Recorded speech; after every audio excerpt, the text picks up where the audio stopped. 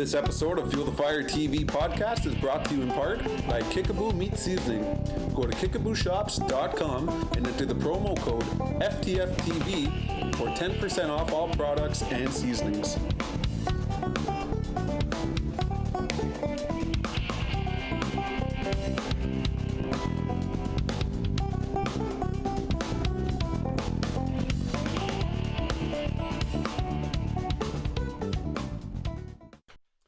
All right, well, we're here with a good friend of mine, Alan Corbiere. Now, Alan Corbiere is from Chiging on Manitoulin Island, and Alan and I grew up together. We've been chums for a long time, and I'm very glad you're able to join us on today's podcast because you were definitely one of our key guests that when we started talking about Fuel the Fire podcast, and we were doing our list of guests, your name came to the very top of the list, and for a number of reasons, for a number of good reasons actually.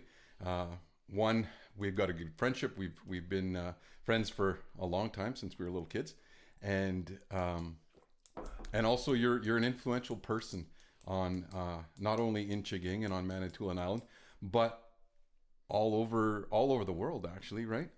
Well, not the world. Well, I don't know. I'd argue that, and we're going to get into why I think that a little bit. But first of all, Alan is doing his PhD, and you're doing that at York University. Yeah. York University. So, what's going on in the world of your PhD, and how's that coming along? It was really interesting to pursue it. The first thing was I had to do Canadian history and Indigenous history, so you have to pick two fields and a third field, environmental history. Anyway, the Canadian history one I picked, it was because I actually people look at me as a historian already, but my undergraduate degree is in environmental science, and then my master's is in environmental studies, and I've never actually had any formal history training. And the last history course I took would have been actually, I believe, high school. Oh, really? Yeah. So, and maybe I did take a history course in my undergrad, but I don't remember it. Right. So anthropology or some type of history that way. There was Native studies was just kind of really starting. It was really only at Trent and Laurentian that Native studies were around. And when I went to University of Toronto, there actually was a program starting up. So that really helped me out there, that particular program. It was called the Office of Aboriginal Student Services and Programs, but they brought in elders to the university, and they had different programming, and which was good. But what's interesting now to compare now and then, we got a lot more support for students, and there's actual spaces there for students now. Like an office of Aboriginal Student Services at York University in York Lanes, and then they also have a place they call Skenagoa Gamik, and it's a merging of two words. Skenagoa is a Mohawk word meaning "how are you," but literally, apparently, I've been told it means "are you walking with the Great Peace?" That's their big law, great law. And then Gamik just is a Anishinaabe word meaning structure. Right. So we say Jonya Gamik for the bank and Joshwade Gamik for the arena and stuff, so on. Anyway, when I got there, it was kind of the same, but this time I was better outfitted for not having culture shock. The freaky thing was there's actually Alex Gainfort from Chiging. Yeah, I saw Alex at Foodland the other day. He goes to school there. Yeah. And what blew me away is the place is there's so many students there and so big. I only bumped into him literally twice through the year. Yeah. And then I never actually bumped into Faith Bowden. Right. I was in this place called Very Hall, and I was on like the third floor, and I saw her and her Lakota go by, and I was like, oh, but there's no way I could get their attention to yell and stuff. So the place is just massive, so you really couldn't get lost in there, and you got to find your peers, but at the same time, I didn't really find it too necessary yet to actually find a Anishinaabe peer group there. Yeah. And there are apparently now the students there, but they're not really taking history. there's still a lot, still seem to be a lot doing like social work. Yeah, nursing. Yeah, that kind of thing. Yeah. So with the history group, there's this 8 of us in this group right now, cohort. So it's a really focused program. And what was interesting is at first, I was supposed to read a book a day. I couldn't keep up with the pace, but you're supposed to speed read too. You read the intro, the conclusion, and then you go through as much as you can. Right. But the way I'm wired, I'm too old school. Like I was actually the oldest guy in the class. So, and then there's another guy who's younger than me, like 8 years younger. Then the rest are 26, 27, 28. Right. Yeah. So you're like almost a father figure in that class. Well, the other guy, I was like, he's a real animal, eh? So I was like, you call him Uncle Dave. But anyway, I thought it was going to be a more leisurely pace. Right. Like kind of like an undergrad or maybe. Yeah. And so when I signed up, actually my supervisor is named Carolyn Podruchny, and so I was always sitting on the fence whether to actually go into the program. And then one day she actually came up to a conference I organized in Sudbury called Mishnah Bewood.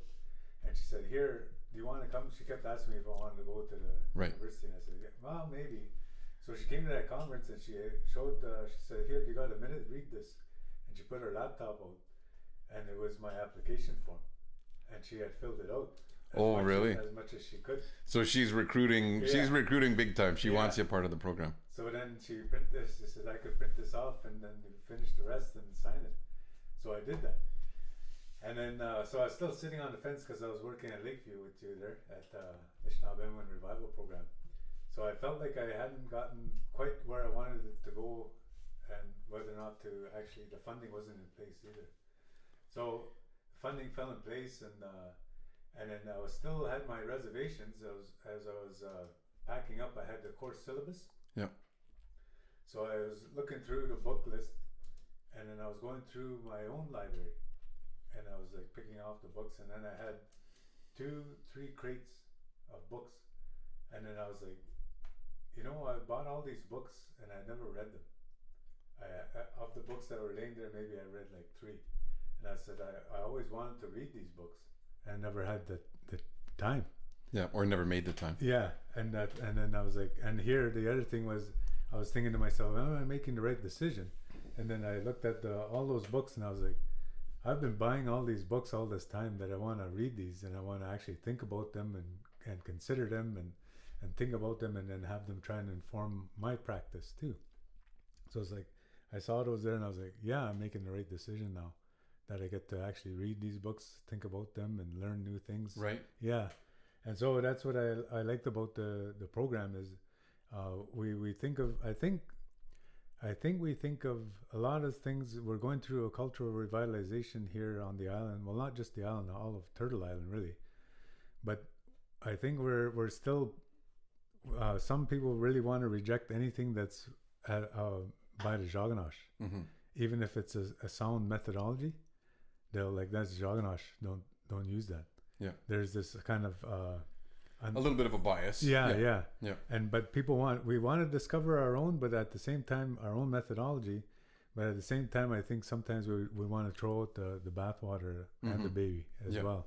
So I think the books I've read in Canadian history, I found them to be really a lot of them. I was like, I could use this to help in a chapter writing the history of Chiging.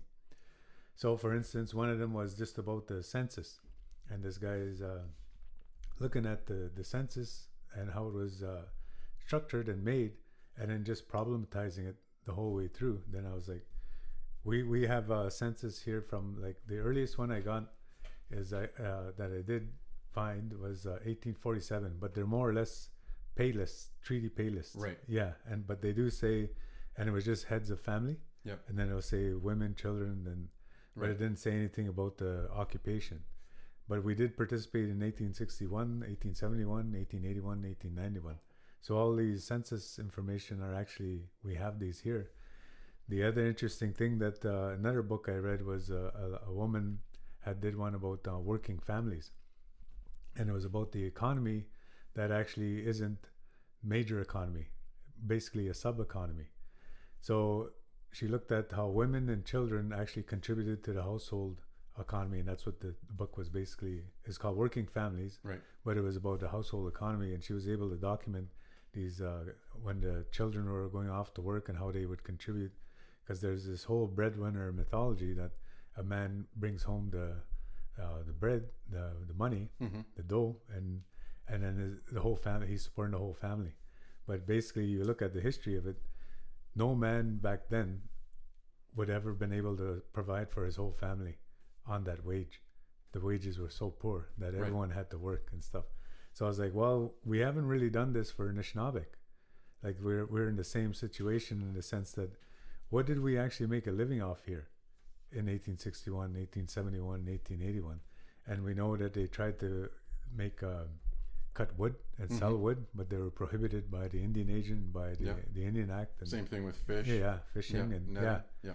So all these, but they still survived. But it's like, well, okay, what was their economy here? So that's one thing that actually could be done. It sounds kind of simple enough in the sense that, well, we just fished and hunted, but it's like, well, if you actually want to look a bit more at it, and then when you mentioned this Robinson Huron Treaty case earlier, then it's actually would tie into that as well. Like, well, if we actually had kept numbers of all this, what our economy was, then we would see how this would have, what we lost, and by not being able to sell that, by being able to hunt and fish over the whole territory and sell whatever. And the data that's held within would go to support whatever we're trying to prove there. Now, as far as books are concerned, I listened to the top 10 books on Canada Reads, and one of the things that I know up here on the island, it's not as easy to get access to the arts. You really have to try and get out there to see what's going on. There isn't always something going on. And one of the things in the Canada Reads top 10 books was Tanya and the Seven Fallen Feathers. Tanya Talaga. Right now, the Massey Hall lectures. Did you get a chance to go to any of those? Or I went to the final one in Toronto at Corner Hall. Okay. Yeah. And who was that? That's her. That was, you did go to that one? Yeah. And how was that? It was good. Just to back up a bit, she called me up. Tanya did? Yeah. Oh, really? And she asked me to read over three of her chapters. Really? So I read them, and I kind of made suggestions, and then she ended up getting in touch. I gave her a document that Jim Dumont had written. Okay. And so she really liked that, and she used that as well, and then she ended up getting in touch. She was trying to get in touch with Jim Dumont to go over some of the ideas about it. Basically, she was asking more about what happens with suicide, eh? Yeah. And then so I was telling her what I'd heard, and then I said, well, here's a document, an article you can read that Jim Dumont did while he was at the University of Sudbury. She couldn't get in touch with him, but they put her in touch with Senator Murray Sinclair. Mm-hmm. And so he was able to help her out as well. And so that's why I had free tickets to go to this Massey lecture. Yeah. And but one of the things that I noticed there, this ain't really a criticism of her. I don't want to sound like I'm bashing her, but she in her lecture, and if you read her book, you'll see that she really relies a lot on like Martin Luther King and other black activists for the racism piece. Yeah. And then of course they're really insightful and inspiring quotes. But I was like, to me, that again just pointed to our lack of knowledge of what our own chiefs have said. Right. And then if she had read more of what our chiefs had said and stuff, maybe those quotes would have been included in that book. And that's an interesting point, because access to that type of information is not widely known. We're not taught that in school. We don't use. We try to, and trying more and more to use First Nation voice and First Nation authors and base it on either local history or national First Nation history, but we just don't. There's not enough of it available, and so a lot of times I think what people do is they end up going to something that's more readily available that still gets the gist of it across. So that's interesting, and maybe that's something that it is something that I know we're trying to work on from the educational component, is to try and make sure that people know that our learners and kids know that this is what was said back in the day. Now, as far as city life, as far as I know, back we went to school in university in the 90s. You went to U of T and I was going to McMaster. So we would spend a lot of time, a lot of weekends researching, I guess it was, city life. Yeah. And you have an affinity for that city life. You like the city life as far as the urban indigenous scene. Yeah. What's different between now and then, do you think?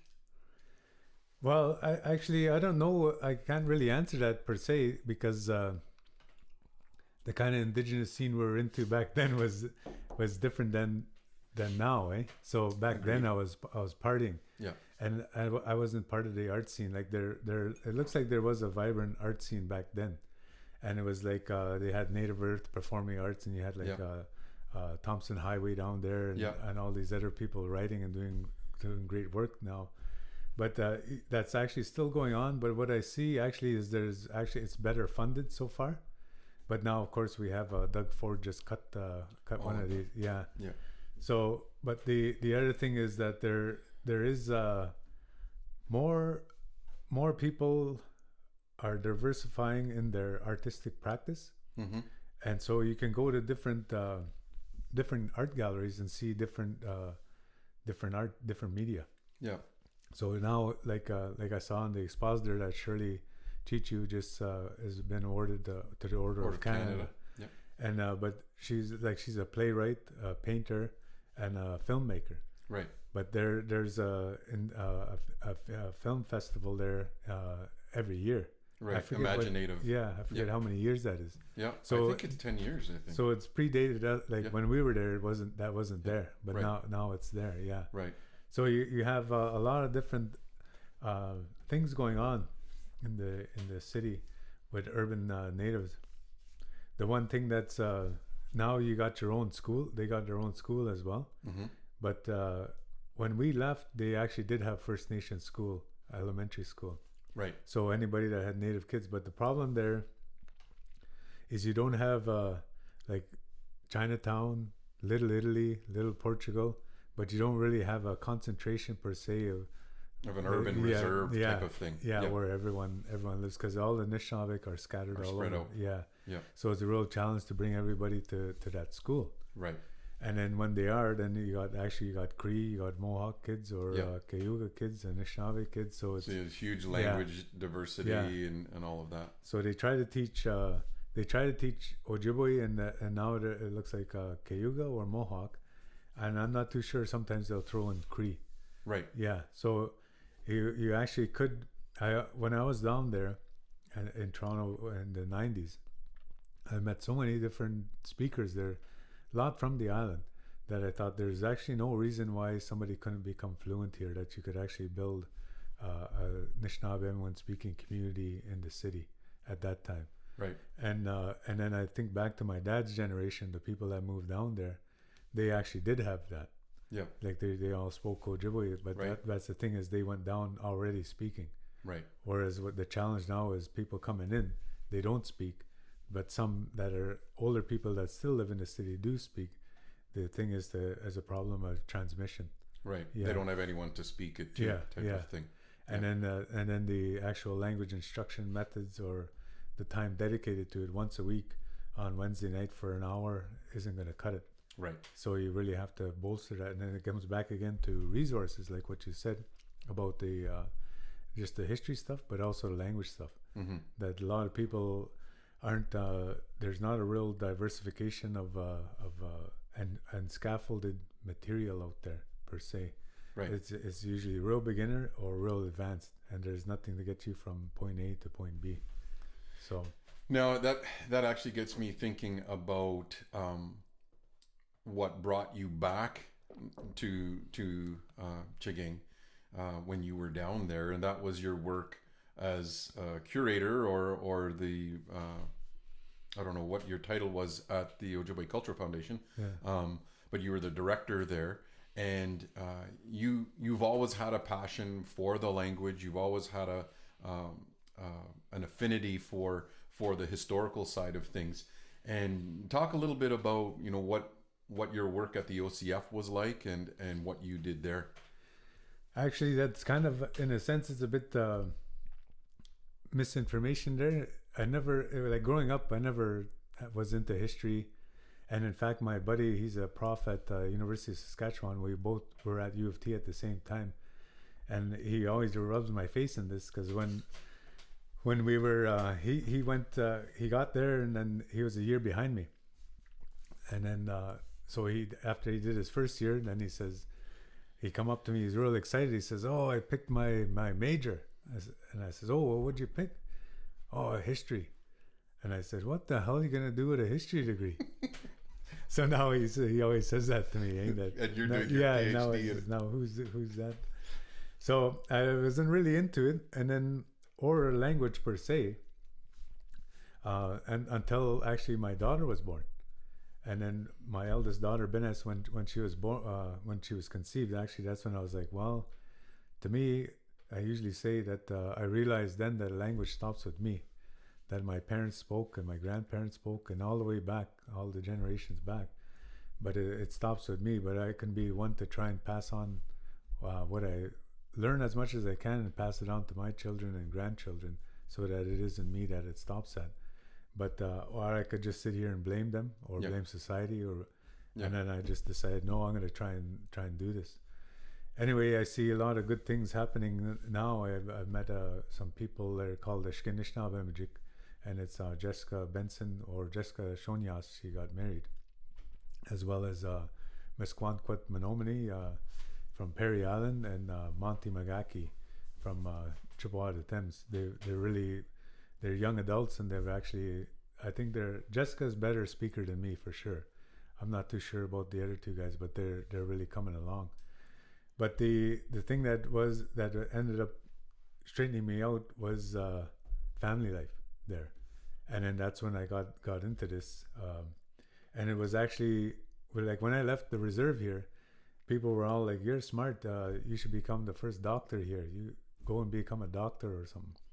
Anyway, so I went and did my undergrad my first year. I blew it, and so I wasn't going to get into med school. Yeah, I blew that. Blows your average. Yeah, so I was, and then I was like, well, what the hell am I going to do? So I thought, well, maybe dentistry.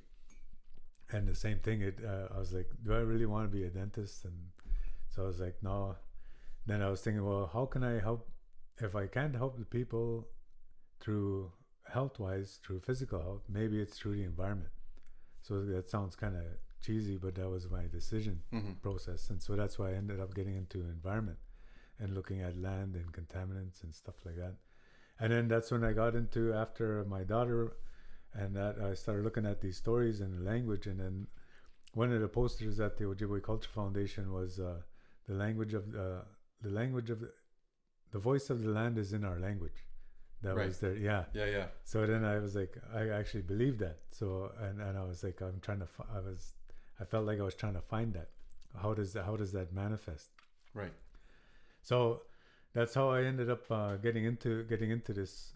And then when I moved back here, I actually was working with the Assembly of First Nations, and we moved back. Basically, it was we didn't want to raise our kids in the city, so Tam and I. We decided that we're going to move our family back here, raise them, and then the other idea at that time was I was supposed to become fluent, but I never did. I didn't become fluent just because of my jobs and stuff and that. Anyway, that was the idea, and so we even eliminated TV. Like when our kids were young, we didn't allow TV in the house. Right. And the idea was that they'll become readers, and then we'll pass on as much language as we could. But turned out it's a bit more challenging and difficult than that, eh? But now, was your work at the OCF, was that language based, or what happened there? What was the bulk of your work? Did that kind of contribute to it, or? Well, the first thing was I actually, when I moved back, I ended up working at with AFN still out of my house. Right. And then that job ended, and then I ended up getting a curator job at and it was for residential school at OCF, but it was just a summer contract. Yeah. And that's when I got introduced to archival research. I never did any archival research before. And this was when I met my friend Darlene Johnson from Cape Croker. And so she told me a bit about doing archival research. And so then I had no job. And the OCF gig canceled out. And then we started a group here. We call it Kinamarok. They're teaching each other. And it was Brian Bisson, Dan Simon, Louis DeBosque, Sam DeBosque, myself, and Adam DeBosque. And Brian Bisson and I were talking one day, and he had done one of his research papers for school. And I said, well, you know what, we all go to school now, but we actually don't come back and say what we found out about our community, like when we do research of our community. Right. This is what we should do. We should have a monthly forum, and each of us take a day, and we share what our work was up at the whatever school we went to, and whatever research paper we wrote about our community, and then people would just come out and listen. That was the idea. Anyway, then out of that, actually, and then I says we could put out a newsletter, and so we just started putting out this newsletter and stuff, and then I had done my master's by then, and when I had done my master's, I made Anishinaabe narrative part of my studies. Mm-hmm. And so I recorded elders from Chiging. So then when I came back and we had this Kinamarok group, I put some of the excerpts of elder interviews in those newsletters, and then people liked them. Right. So there was a video component to that as well. Yeah. So we worked with Sam. Yeah, when channel TV22 was around. Right. So but that was before we got the money. So this is how we just started like this little group. Yeah. And Susan Hare had it right when she kind of teased us, saying, "That's just an old boys club." A young old boys club. Young back then. Yeah. So we had our smoking jackets out, and but it was so we just wanted to. We were just all kind of history buffs. Eh? Yeah. None of us a sharing form. Yeah. No one had training or nothing. And then I recorded Johnny DeBosque and then a couple of others as well. Telling stories. Louis telling stories, and my dad and my Aunt Annie and others. And then I transcribed those stories with the assistance of my dad and then translated as well. So then I was like, okay, this was in my master's already. I'll just parse it down into more bite-sized articles that people can actually read and check out. Yeah. So we ended up asking the band for money to run it. And then the band funded this Kinamarok historical research program. Right. And so then we started producing these newsletters. And Terry DeBosque did I mention that Terry was part of it? He was an integral part of it, that's right. Anyway, so me and him were the main ones writing stuff. And then had to laugh because I gave him some, and I said, put these down at the band office and the post office and wherever else. So he did, and then he come back the next day. He goes, holy, all those are gone. Those newsletters are all gone. We got to print some more. I said, that was just Trizan and Angie.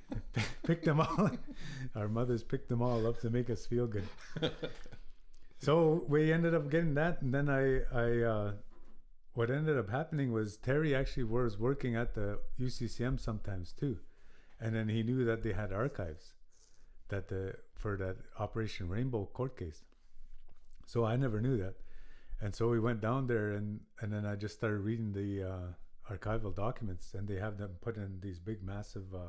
They're more or less dude tanks. Yeah, and they're all printouts, and I saw in there, I saw a letter written in Ojibwe. And I was like, oh, holy shit, they wrote in Ojibwe.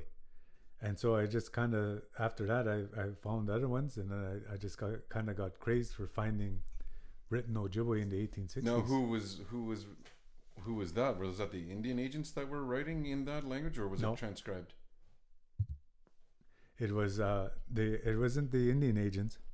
It was actually the chiefs and the priests.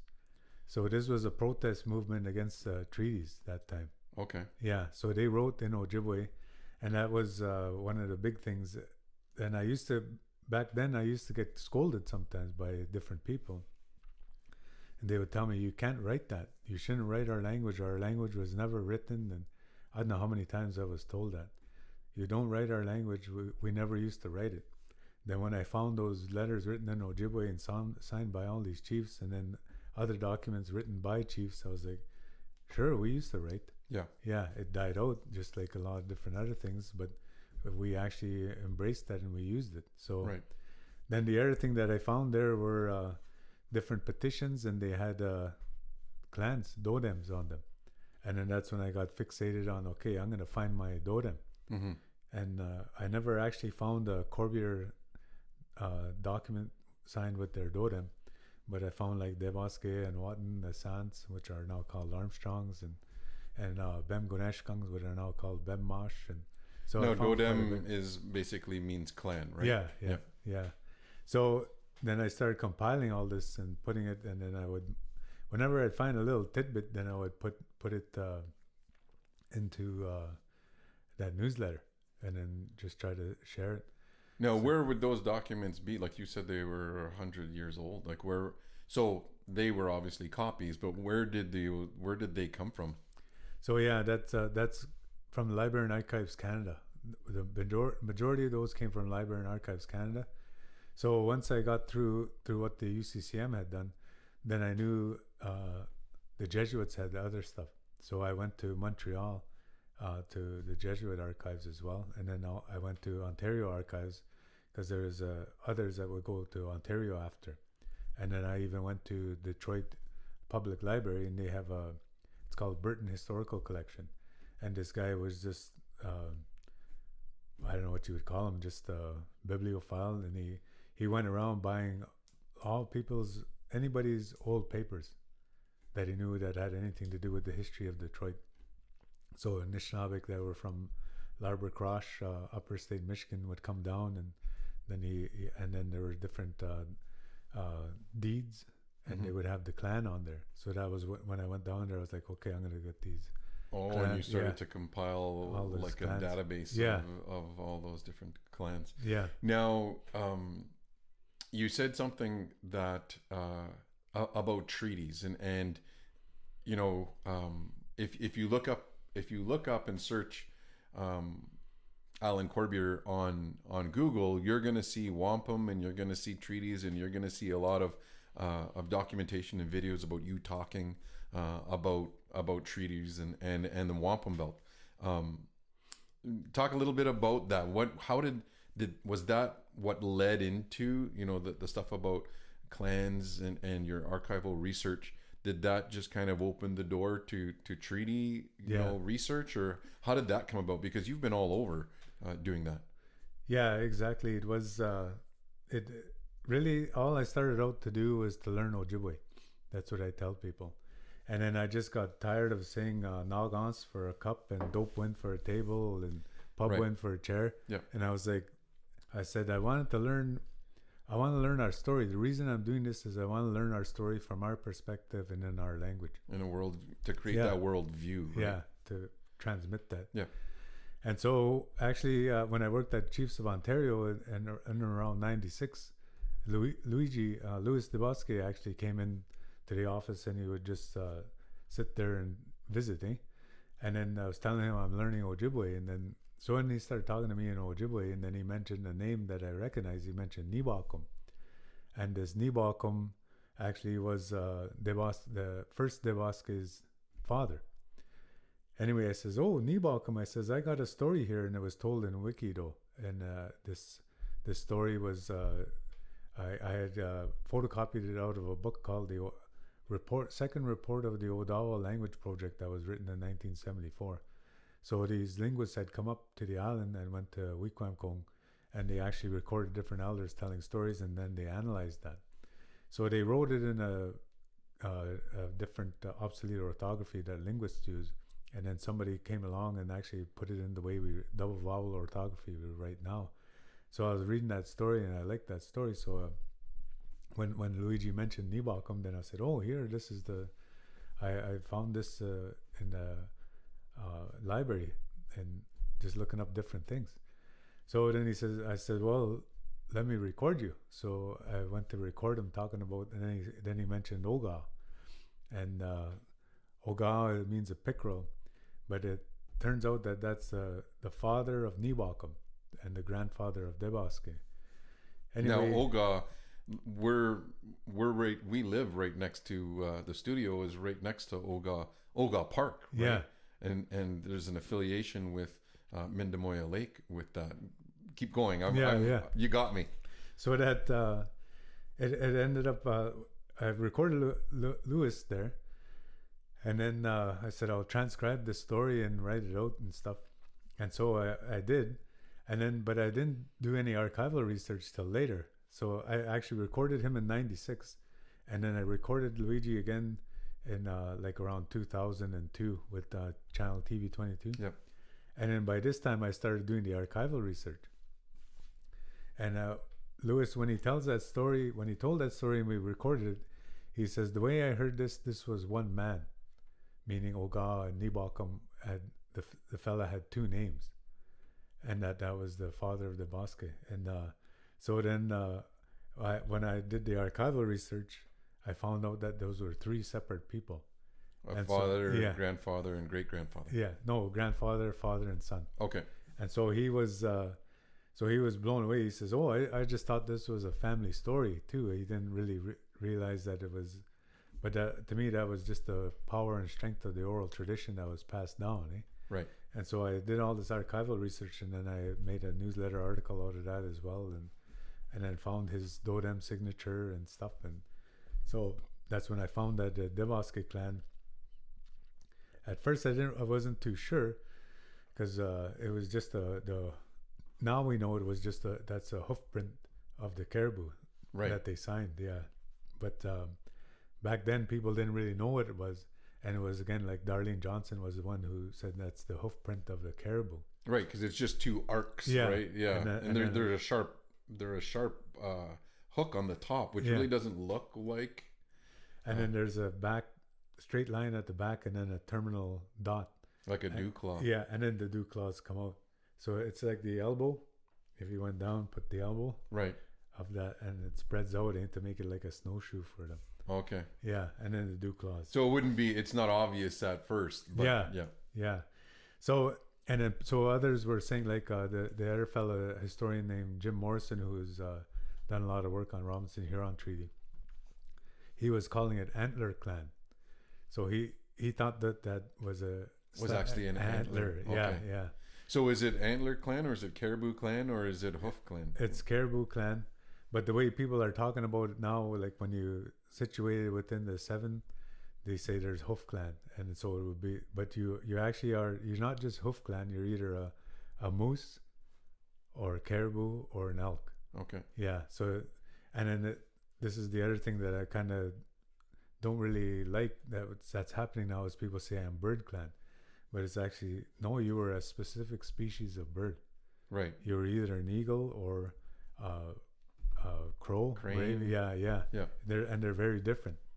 It isn't just bird. No, your clan. Yeah, it's the Bine. Bine. Yeah, the rough grouse partridge. Okay. So that was that's what I started finding with these archival documents I was going through. I wanted to find all these Dodems, and then I wanted to find all these written Anishinaabe. And then so that's why I just started pulling all this stuff together, and no formal training, and just basically a passion for it, and out of interest, just because it was like and it was more, and it comes back again to how we grew up, like what you said, we weren't taught any of this stuff. Right. We didn't know. There's just this big void, and when I was going through it, I felt like I'm trying to fill this void in myself of my identity, where I'm coming from, what as an Anishinaabe, that the language, the stories, the clans, and all our names and that. Well, and I think when we look at when you look at Manitoulin as a whole, I don't think there are a whole lot of us that grew up knowing and hearing Sheguenda or Takama or all of these places that have First Nation names and Ojibwe language based names. The story of Mindemoya Lake, for example, being the old woman type of thing. What other places on the island jump out like that? There would be. Johnny told me this one place that I've been trying to find but I gotta go talk to people in Shishiguaning, Jishiguaning. But he said there's a hill there called Mingossing, and this Mingun, of course, is a wolf. And he says there's a big hill, Mingossing Jinkade, he says. So there's another story that was recorded by OCF, and it was told by Mary Grace Pelche. And it's a fantastic story that she talks about the origin of the name of Jishiguaning. And but in that part, she says they all lived in her version, they lived at Corbiere first because there was actually maple trees there. And so they would go there every year to make their maple syrup. And she said that there's one place though that's west of there called Mingossing as well. Anyway, this story has to do with the underwater Meshibiju, the underwater spirit. Yeah. And so it's really intrigued me. Okay, where is this place? And then I heard a buddy of mine, Isaac Murdoch, talking about that his elders on the North Shore talk about a place of the wolf on Manitoulin. So, but it's tied to he's established a camp called Nimki Ajbekong, and that means Thunder Mountain, and he's got the story of why that's called that. So this wolf and that there's a connection there of these two places.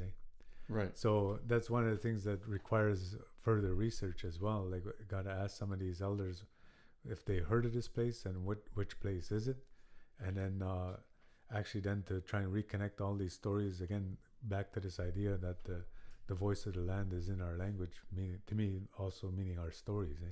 So that's the importance of these place names that we have all around, that we would need to research more, and it's happening. Like all of the bands on the island are starting to change back to their Anishinaabe names, and then the one here, like for us, this really impacted me when I asked Johnny in Ojibwe. I said, "Anish edeming michiging," what does chiging mean? And then when he's answering me, the first things he says, "Chijaja ko." They used to talk about this fella named Nanabush. That's his response to my answer. And then he goes into this whole story about how Nanabush was down by Lake Erie, and he was teasing the Mohawks, and they came running up here because they wanted to lay a beating on him. So he ran all the way up the Bruce Peninsula, and he got to Tobermory, but that's where he left his canoe, and he had his grandmother there. And then they paddled across, and then the Mohawks had to find a boat, and then they ended up coming across too, just still to chase him. And then he landed there at Providence Bay. Now, of course, that's called Chahajwaying, and that just means on the other side. But back then it was called Ndimwe Zibe, Old Lady River. Yeah. So that's where he went, and they landed there, and then he ran. According to the story, he got as far as there, and then his arms were tired, so then he grabbed his grandmother, put his grandmother on her back, and then he started running. And then he saw that the Mohawk, the Nottawick were still coming. And he started running along the shoreline, and then his legs were getting all cut up and scraped from the thorns. And his grandmother was starting to get heavy, and his legs were getting weak. So then that's when now this is by Moros, the way I understood it. He says he gets around there, and then that's when he decides, he grabs his grandmother by her neck and her garment at the lower back, and he swings her around and he throws her in the middle of the lake, and he says, "I'll come back for you."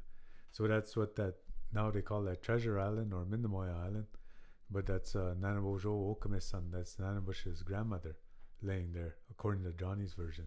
So her head is at the south, and then her you see her shoulders, and then the big part, that's her rump. Yeah, her rump, and then the legs. That's the very tip of that. That's the part that Chiging owns. Yeah. Yeah. So Chiging owns her calves. toes, and that. Yeah. So then Johnny says Nanabush kept running, and he says, and this was the part that I really liked. He says, "Migo Wampi Nanabojo Gib Meji Bapto." That Nanabush ran right through Chiging, and I was like, "Holy jeez! I never thought of it, or realized it." And I thought after a while, I was like, "How come we don't consider this place sacred?" That Nanabush, we all say, is our greatest teacher, and actually, if you go to the Treaty 3 area, some of them actually say that Nanabush is the creator. And if that's so, then how come we don't treat this place as a sacred place? So then he says he ran by the Powell grounds where that bluff starts, and he ran all along the bluff. But then he got to Cup and Saucer, and that's when he says he was gonna make a stand. He wasn't gonna quit running anymore. They were gonna catch up to him. So he's gonna put his spear together, and he says that's a Chigo one. He says Nanabojo grabbed those Chigo one, and he was going to put them together, but then he says, and he dropped them there. And then when he dropped them there, and more or less he panicked, and then he ran off. So that's the story of that, is that that's what that place is called, little Cup and Saucer, is Mchugwadnong. Mchugwadnong is the actual Cup and Saucer, and Chiging means the place of the spear. So people still dispute that, but what I did a little thing, because Johnny says, he says, "Gaio when in Sastazin we Chigowan." I don't really fully understand what that Chigowan is, and he says, but it's something used in hunting. So by the time Johnny heard the story, he knew the words and the story, but he didn't know what that actually was. Yeah, and then so I looked in old dictionaries, and I had another a collection of legends that were collected in 1911. Out by Thunder Bay, and there's a story in there called "The Origin of the Likeness of Nanabojo," and it shows different stories where Nanabush left his mark. Mm-hmm. And one of them, he says Nanabush made a spear, and he says the name of the spear is Chigyu, Mitchigyu. And so then once I knew that, then I looked in these old dictionaries, and one French dictionary says this was written by a fellow named L'Abbé Coke, and he says this word is already falling into disuse because the Indians no longer use this. They're too used to using metal spears instead of the bone spears or the antler spears. Right. So they're no longer using Michigyu, and that. But he says if it has one barb on there, that one barb on that Michigyu, it means it's used for sturgeon. And if it has two barbs on there, it's used for trout. And if it's three, it's used for beaver. So there, he says there's a Mik Michigyu, Name Michigyu, Namegos Michigyu. So these things were, they would take the tine of an antler, and then they would put those barbs in, they put a hole, and it would be like a toggle. So then they would affix it to a spear, and they'd tie it. Then whatever they were hunting or spearing, that thing would dislodge, and then whatever it was, the spear, the sturgeon or the beaver would swim away, but that thing would be stuck in them. And they would tire it out, and then they just... Oh, and then they bring it back. Yeah. So long ago, when I first started out, I had seen... I was looking for what does Chiging mean. So some people said that it means the place that ascends, with bluffs that ascend in step-like formation. And then there is a word, machiigat, that means something is big and flat. And so when you look at those bluffs, they're sedimentary rock. So that had fits. Plausible, yeah. And then Basil Johnson had this book called By Canoe and Magazine, and it was about Nanabush running around. And he says that Michigyu is actually Michigiwednong, the bare north, and Giwednong is the north. And he says, and there's a big bay there that opens up, and that's why that's called Michigiwednong, which is also plausible, but the way Johnny pronounced it, and when you put all these archival documents together, then you see Chugwadnong is actually the bluff in the shape of the spearhead. And then so when you go there, what the Jaganash call the cup, I mean the saucer, that's the lower one, that's the spearhead, and then the higher one is the spear handle. And then I found later research, I found that the Library and Archives Canada, this fellow worked for the Canadian Geologic Service, and his name was Robert Bell, and he was the head of that. But he liked Indian legends, so he got people. He would come out, and he came out to Manitoulin, and he wrote down a bunch of stories. But then he told others, "I got to go back, but I'll pay you whatever if you write some more out and you send them." So they got a bunch of these stories over there, and that was one. This fellow was named Misabe, and he was from I believe it now we call it Henvey Inlet, but it was either Henvey Inlet or no, it wasn't Shawanaga. So it must have been one. Yeah. Anyway, he wrote and he said, so he drew that diagram, and he says but his version is Nanabush chasing the giant beaver, and this giant beaver actually is the one that created the dam at Sault Ste. Marie, and that dam created the pond that now became Lake Superior, and the island at Isle Royale by Thunder Bay, that's one of the beaver houses. And then also at Michipicoten, that island out there, that's also another house of beaver. So in this version, Nanabush is chasing that beaver because that beaver is menacing the Anishinaabeg, and then they break that dam, and then all the debris, that's all the islands in the North Channel from that dam, all flow out. Yeah, they all flow out, and then that beaver swam away, and Nanabush chased them, and then he chased them right up the French River, and then at Recollet Falls, that beaver kind of got stuck, and then that's when he was trying to dig because it was too shallow, and then that's how he made those Recollet Falls over there, and then he went all the way out to the sea, and that's what in this version, the beaver escapes Nanabush, but in other versions, Nanabush is able to kill the beaver to catch him. Yeah, and as growing up, I remember, and I think the OCF did put out those books, the Legends of Nanabush, and how the beaver got its tail. Oh yeah, yeah. Those were always really interesting to us as kids, and a good teaching tool. Because the memory is vivid. I still remember those pictures of as a kid, and we need more of that type of relationship, and with literature as well, and with the written word, so that our kids can see it and look at it and make a connection to it, so that they can start to retain and remember the language. And that kind of brings me to some of your work with the ARP, we call it in Chiging, or the Anishinaabe Revival Program, which is when you left when you left the Ojibwe Cultural Foundation, you came to Lakeview School, and you started a revival program for Anishinaabe there. And it was a little bit of a different approach.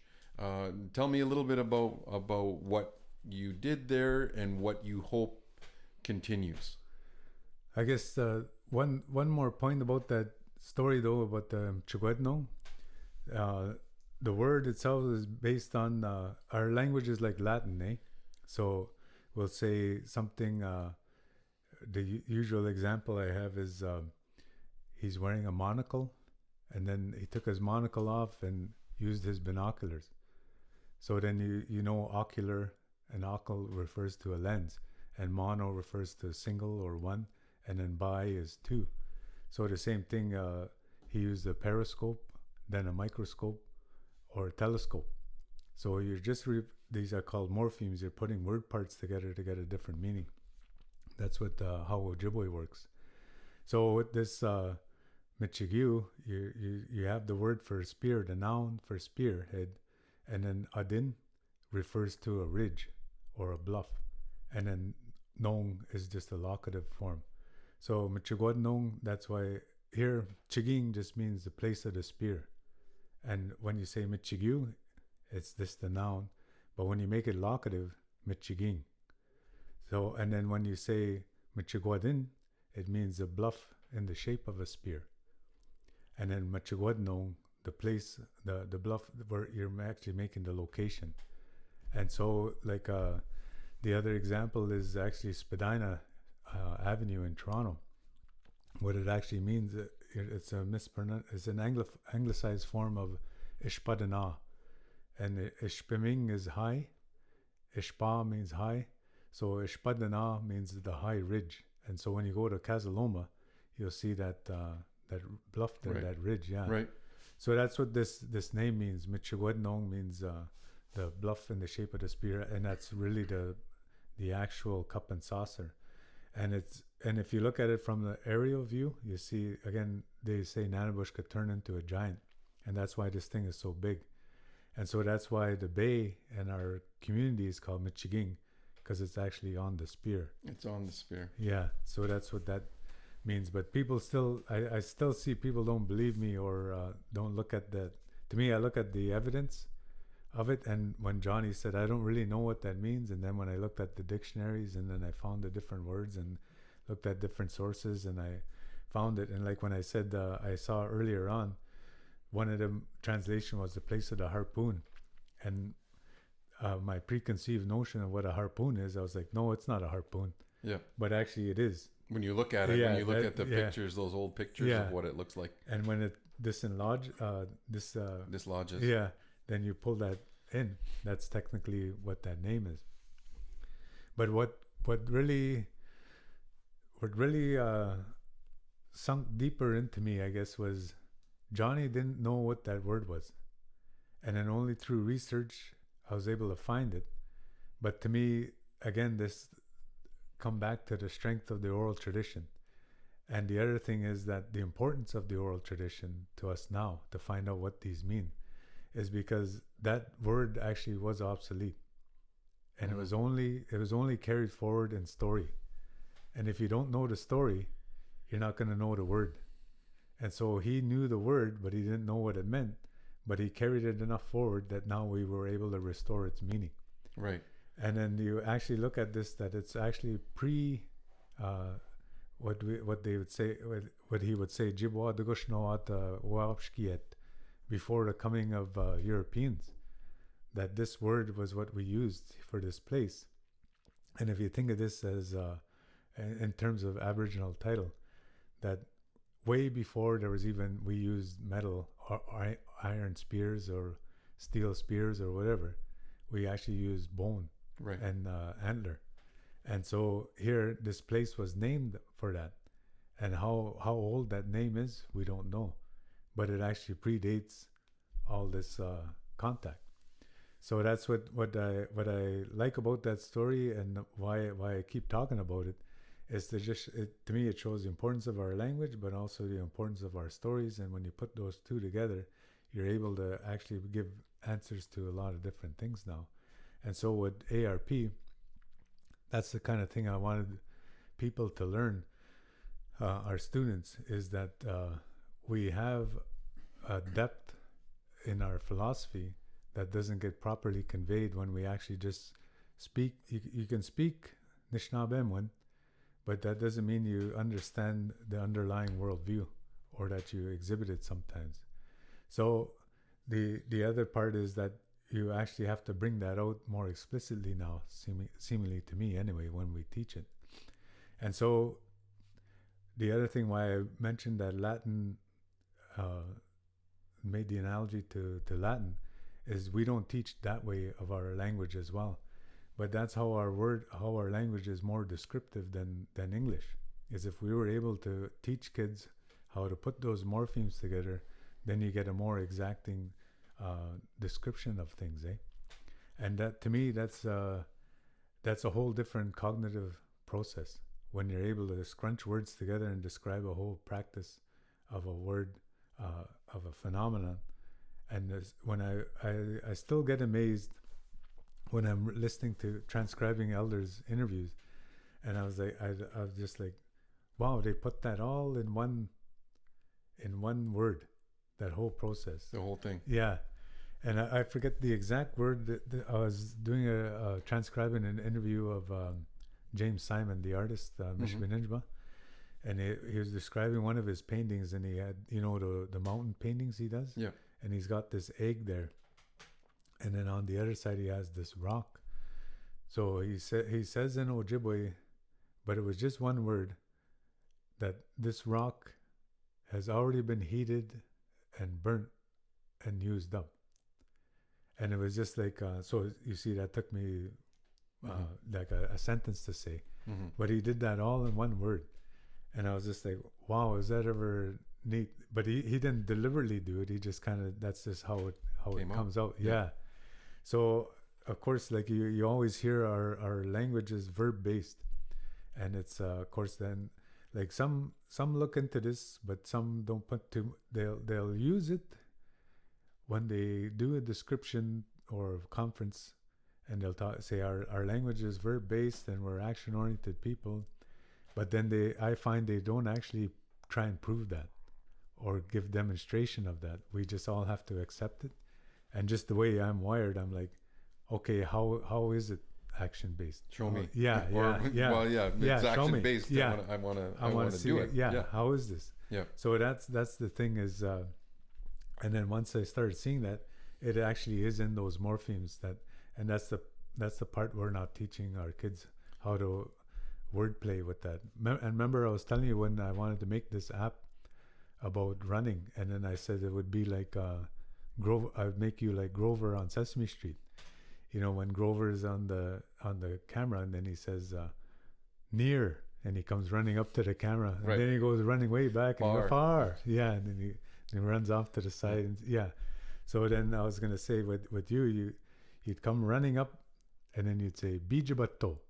And that means you come running towards somebody. Then you turn around and you'd say nimbato, and you run away.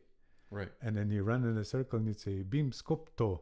You're running in a circle. And then giwepto or kwandwepto.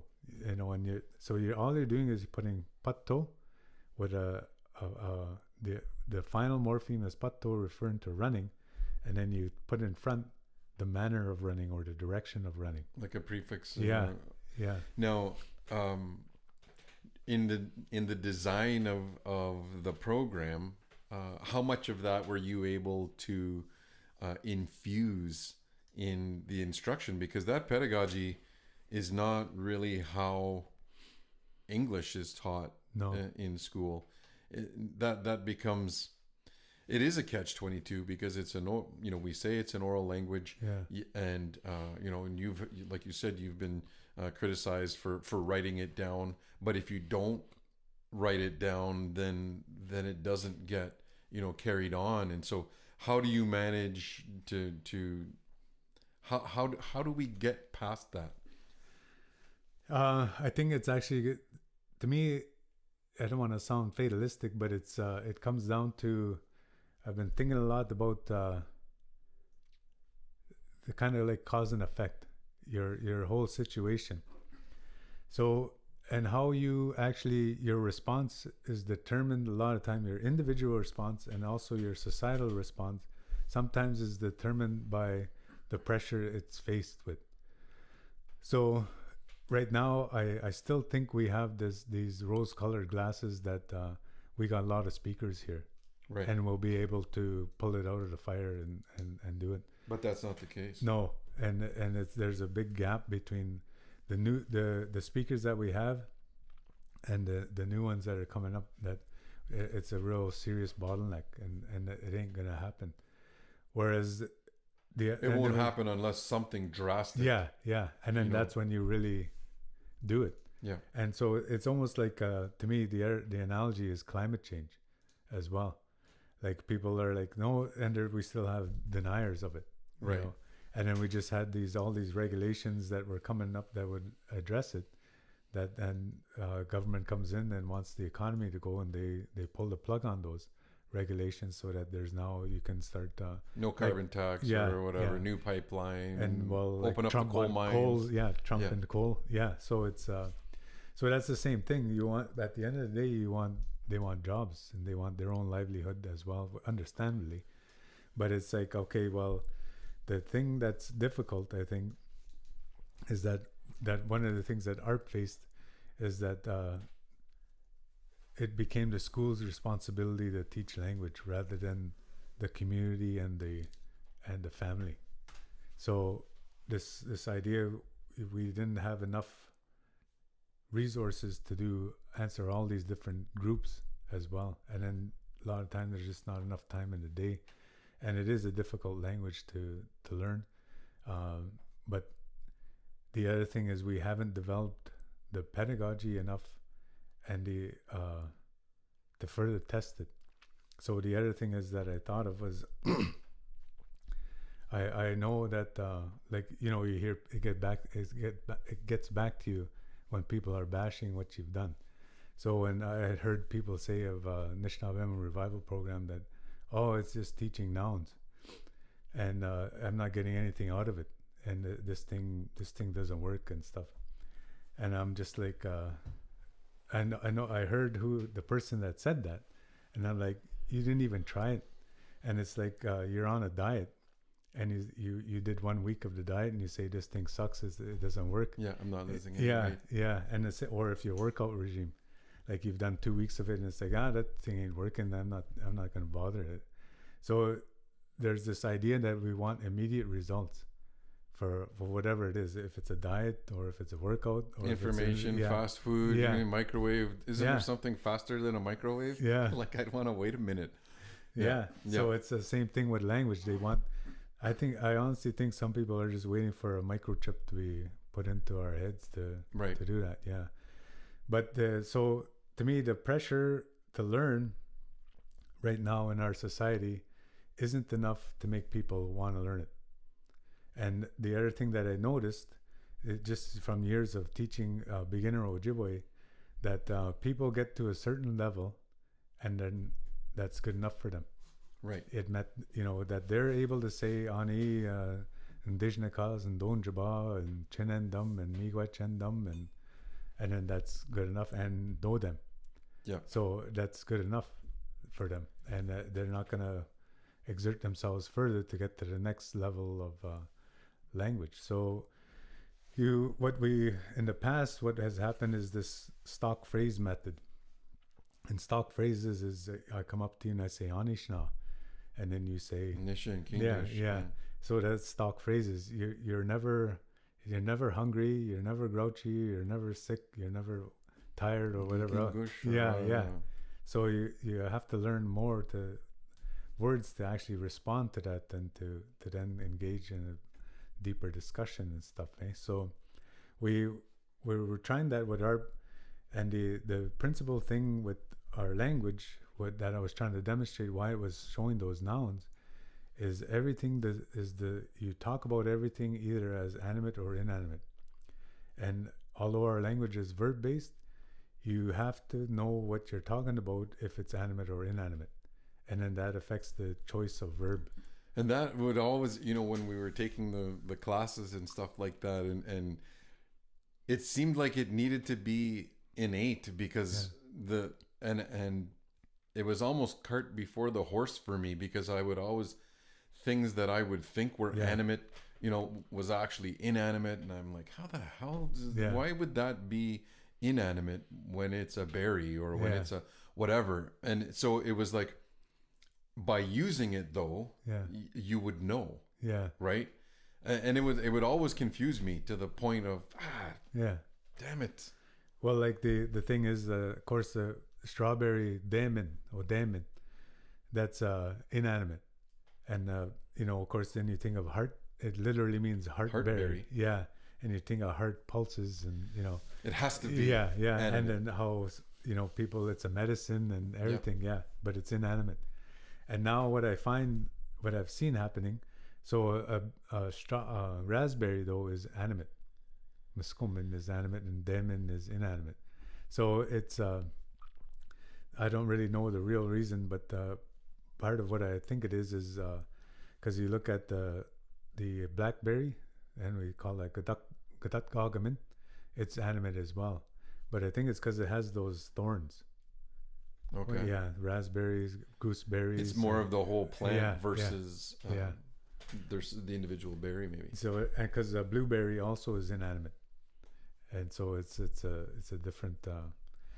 So sometimes it's arbitrary, and I just would say to students, just learn it, memorize it, because after a while, what you're gonna, if you want to say manapogut or manapogoze, it tastes good, but you got to decide the right one. Right. And then, or if you say Nwamdan or Pekibadon or Pekibana, I picked it or I saw it, you got to pick the right verb. But if you don't know if it's animate or inanimate, you're going to choose the wrong one. Yeah. So that's why that was the crux of it. And people didn't get that. So the idea was to teach that first and then describe it. So it's red, it tastes good, it tastes sour, it tastes bitter, or whatever it is, or it's big, or it's whatever. And then to say, I like the taste of it. And the idea was to try, through art, was to try and get people saying things that they would say every day, but not just about strawberries, but then once you learn the pattern, then apply it to other. Yeah, right. Then you know, okay, I already know this word, and it's for animate, or it's for inanimate.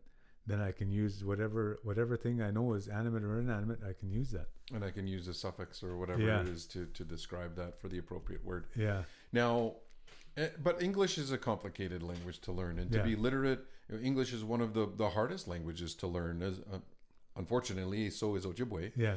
But when you think of what has to happen, if there was one thing that has to happen for language to be retained or revived or sustained or whatever the case may be, if there was one conscious shift that a community could make, what would it be? Would it be increase the demand for it? Would it be spend 20 minutes a day talking to your kids or interact? Or what would the one thing be that we would need to get us on that right path? I know for English, and when we're talking literacy, we started with something very simple called Take 15 with little kids. Yeah. Take 15 minutes a day and read to your child, and we provided the books and we provided that because we know that as educators and as parents, that if you give 15 minutes to read to a little kid, that 15 minutes will span an hour in no time. So it was a little bit of a trick in terms of who doesn't want to cuddle with their kid and read for an extra 15 minutes. But that one kind of idea of Take 15, what would be something similar for that kind of revival? It's more difficult because the situation's different. Like you don't, like for instance, you don't have the language. Right. And so you're learning, and then you're also trying to pass it on. So it's kind of a double hurdle, eh? But I actually, in Toronto, I met a woman. Well, I met her before, but her and her husband's a linguist, and she's a Anishinaabe, and they got 2 children now. And so they're actually trying to pass on. They're trying to learn, and they're also pass on time. Yeah. So, but what's been really interesting is I've said before that I made a mistake when I was raising my kids, in that I didn't actually do this, but she's doing what I should have done, and that's actually just use whatever bits of language she has with her kids all the time, over and over and over again. Yeah. And so what freaked me out is that, so she'd ask me to go over and visit. So I'd go visit them. And then the kid goes to bed at like 8. He's just like 3 or whatever. And she had all these ARP stuff. And so then he's kind of like, he's getting tired. Materials you've created through the program. Yeah. Okay. And so Robin Generu's sketch of this pictures book. Yeah. And so she says to him, Nagik mage makwa.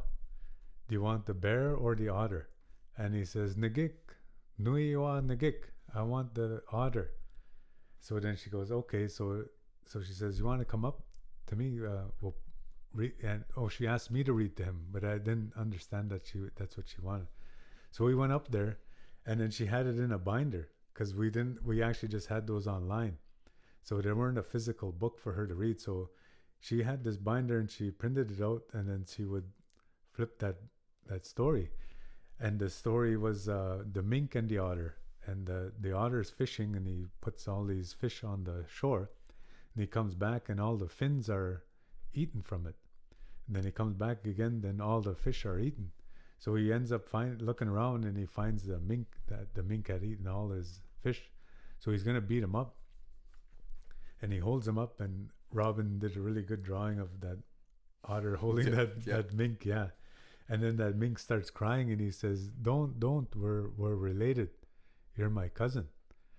And then so he puts him back down, and he says, I won't do it again. And he says, okay, I won't beat you up because you're my cousin. Anyway, I was just like, oh, and they were just pencil drawings, they weren't fully illustrated. So the kid actually reacted, like you said, to those stories.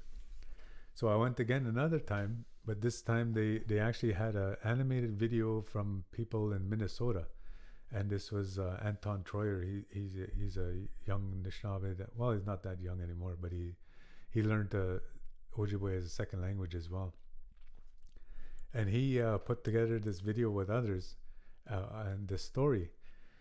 And so I was there, and she put this story on the iPad, and then he's narrating in Ojibwe, and they got like a graphic, the otter. It's a cartoon, and then a butterfly goes flying by, and then he goes "Memengwa," and what really surprised me was because that up to that point in the story, like I was listening, the narrator never mentioned butterfly. No. Memengwa. And then blueberries went by, and goes mean. So he was actually picking off words that she had actually taught him. Yeah, and that he was actually seeing this now, and he was actually generating his own, and using his own language at that point. But he's not saying, "Oh, I'm tired. I wanna eat blueberries in my cereal." You know, he's not really. Right. He's not. It's not problem solving. But he's identifying. Yeah. And you know what? And maybe that's it. Maybe it's just. Maybe it's not something simple, but maybe that's one of the key things. And we talked about it right at the very beginning when we talked about Tanya, is actually having resources and at our fingertips that kids can use, and that's actually free. Yeah. Right. And we had this discussion when we talked about ARP, whether we monetize it or how do we recoup our cost.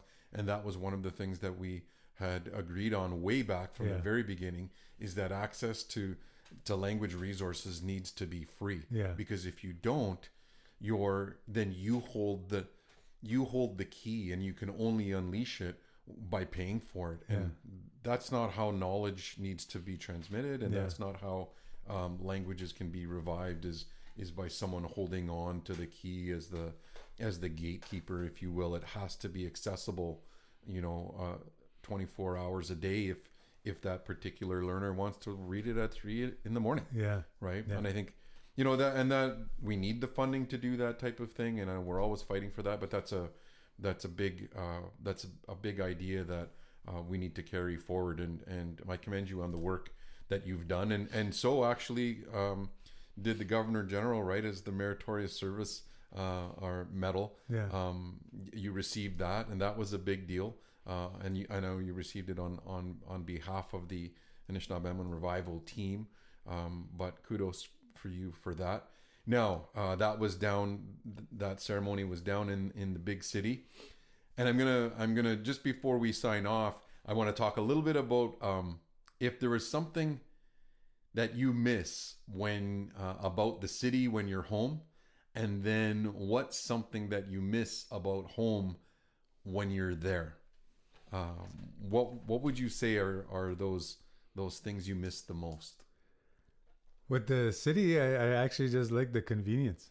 Right. Like I actually, this actual past term, like from September to November, because I was studying for my comprehensive exams, actually I basically was more or less, especially the last month, was in my room, and I didn't go anywhere because I was just studying, reading, a book a day, man. But I wasn't, a book a day, and I was making my notes and stuff, but before then, like I'd get to go to these libraries and check out different, like York has quite a bit of books, but then you can go down to the Metro Reference Library if they don't have any in Toronto. And then when I went to the Metro Reference Library, they have this one area where they actually do these little exhibits. So one time the exhibit was on historic Aboriginal canoe routes around the area. So I just go in and check stuff. There it is. Yeah.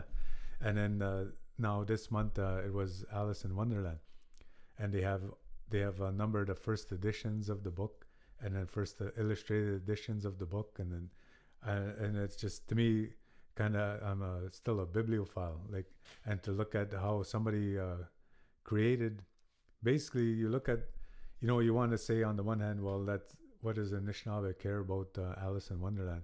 But to me, it's the process of creating something that ends up taking such a big effect all over. Like you mentioned Alice in Wonderland to anybody, they'll know what you're talking about. But whereas here, if we talk about Nanabush and the giant trout, you don't really hear, you don't know what they're, or if I just say Pakwis or Nanapadam, you don't know what I'm talking about. And it's because we don't know our story.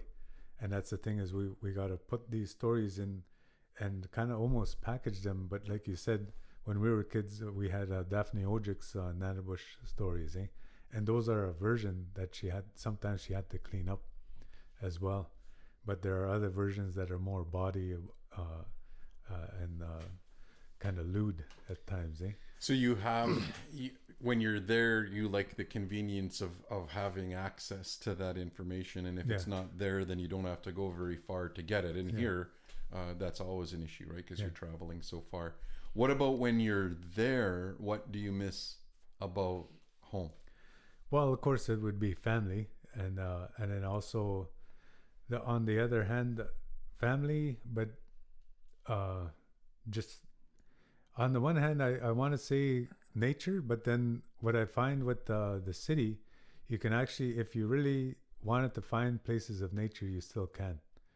And of course, it ain't the same. You're not going to find it. It's not as raw, but it's there. And, so that's the other part that when I lived there, I often thought that, we can still have a land consciousness or a land ethic in the city. And especially an Anishinaabe one, I thought, but... and it was just because one time I was up at Scarborough Bluffs and I met a fox, and then the other headline at that time was deer were coming in and to the suburbs and just coming south to go and eat. Yeah. And so easy food. Yeah, and that was there. People don't want to kill them either. No, yeah. So it's there's a lot there. The other convenience is this. The idea of, and you mentioned this earlier about the cultural production or artistic production. So one of the things when I go back, I want to check out this art gallery of Ontario. They did an exhibit on the Anthropocene, and this Anthropocene is basically, you have the Pleistocene and these other eras. This new era that's kind of happening now. Yeah. That humans have never been a part of. Yeah. Of the dawn of a new age, really, in geologic time. Yeah. And we've created that. Yeah, and that's what this is about. And I admired this guy's work, Edward Bertaniski, and he's a photographer. And I remember when I first saw it, I was like, wow, that's a cool photo. And I went up closer, then I realized it's actually it's a mine. And then the other that I saw was a dump in New York. But they had he took the angle that everything was divided up so geometrically that you wonder what you're looking at first. Then you go in close and you realize that's garbage. Wow. Or you go in, that's uranium mining tailings. Right. Yeah. So you find out all this stuff, and then you look at these are a strip mine in Peru, and you're looking at a mountain being just gouged. Yeah. And it's just done in such a way that it almost looks like art. Yeah. I've seen some of those pictures. So right. Anyway, so going to stuff like that, but what the Art Gallery of Ontario actually has done, they got a new Anishinaabe as a curator. So instead of putting off to one side the Anishinaabe art, they actually put the Anishinaabe art throughout the galleries now. And then what this lady hired Shirley Williams and Isidore Toulouse to write texts, and so we have texts in Anishinaabe to go with that art. Yeah. So I want to go and check that out again, and you get to see a lot of different art and then of course like museum stuff you get to go and see, and of course music. Yeah, you're a big music buff and connoisseur of sorts. So that's the kind of stuff I like to do, is just to check out concerts and galleries and museums and stuff like that. And then you just have different, you learn different things from different people, what they're doing. One of the books I had to read for Canadian history was about the French. And it's really about the Quiet Revolution, they called it. And it really struck me that, you know, what the process they went through is almost like what, when we talk about what some people, how some people envision self-government now as a municipalized form, that actually is a model. But we won't, of course, ever look at it that way. You want it different. Of course, we want it different. But actually, when you read that book and you know a bit about what we're going through, you see the parallels. And so it's just this idea that you're not so insular up here, that when you're down there, you're exposed to more ideas of what's going on elsewhere. Well, and I think we look at, you know, when that whole being ethnocentric, or thinking that, you know, as a human species, we have way more similarities than differences. And I think we get caught in that thinking if we're not exposed to, and I think that's what this, you know, down south does, or these bigger urban settings, is it shows you that, you know, the struggle is real, that everybody is going through, you know, it shows you that everybody's going through some kind of struggle of sorts, and maybe we can learn from some of those struggles that people have already solved. So that's an important reminder, I think, when we see that type of thing. Okay, so your PhD is done hopefully in the next year, or what's your timeline? 3 years, 2020, June 2020 is what I'm shooting for. So you've got another year and another 2 years, a year and a half. Yeah. And then what happens after that? I don't really know. My that Carolyn Podruchny I was talking about, she was the one who says, well, the program's actually 6 years. And so she says, but I want you out of here in 3. But I'm such a slow, like I was telling you, I'm a slow reader and a slow writer. I think I'll be 4 years. So I think it would be June 21 that I'll be done. Right. But I'm shooting for June 2020. Right now, there's a big, just because of like Truth and Reconciliation Commission and other things, there's a lot of actually jobs going on, getting posted now for universities. Okay. And what I'm like kind a professor or lecturer. Yeah. So what I'm kind of scared of is all these jobs will be taken up by the time I'm done. What about political office? Any inkling for politics?